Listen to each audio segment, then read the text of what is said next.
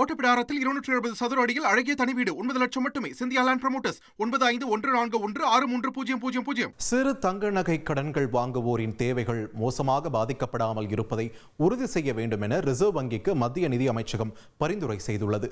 தங்க நகை அடகு கடன் தொடர்பாக வங்கிகள் மற்றும் வங்கி சேவை அல்லாத நிதி நிறுவனங்கள் கடைபிடிக்க வேண்டிய அம்சங்கள் குறித்து ரிசர்வ் வங்கி அண்மையில் வரைவு விதிகளை வெளியிட்டது.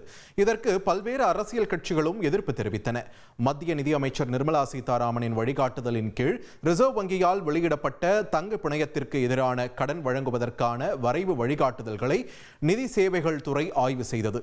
சிறிய தங்க நகை கடன் வாங்குபவர்களின் தேவைகள் மோசமாக பாதிக்கப்படாமல் இருப்பதை உறுதி செய்வதற்காக நிதி சேவை துறை ரிசர்வ் வங்கிக்கு பரிந்துரைகளை வழங்கியுள்ளது. இதுபோன்ற வழிகாட்டுதல்களை கள அளவில் செயல்படுத்த நேரம் எடுக்கும் என்றும், எனவே 2026 ஜனவரி 1 முதல் மட்டுமே இதனை செயல்படுத்த ஏற்றதாக இருக்கலாம் என்றும் நிதி சேவைகள் துறை கூறியுள்ளது. மேலும் சிறிய நகை கடன் வாங்குபவர்களுக்கு கடன்களை சரியான நேரத்தில் மற்றும் விரைவாக வழங்குவதை உறுதி செய்வதற்காக 2 லட்சம் ரூபாய்க்கும் குறைவான சிறிய கடன் வாங்குபவர்கள் இந்த முன்மொழியப்பட்ட வழிமுறைகளின் தேவைகளில் இருந்து விலக்களிக்கப்படலாம் என்றும் நிதி சேவைகள் துறை பரிந்துரைத்துள்ளது. வரைவு வழிகாட்டுதல்கள் குறித்து பெறப்பட்ட கருத்துக்களை ரிசர்வ் வங்கி மதிப்பாய்வு செய்து வருகிறது.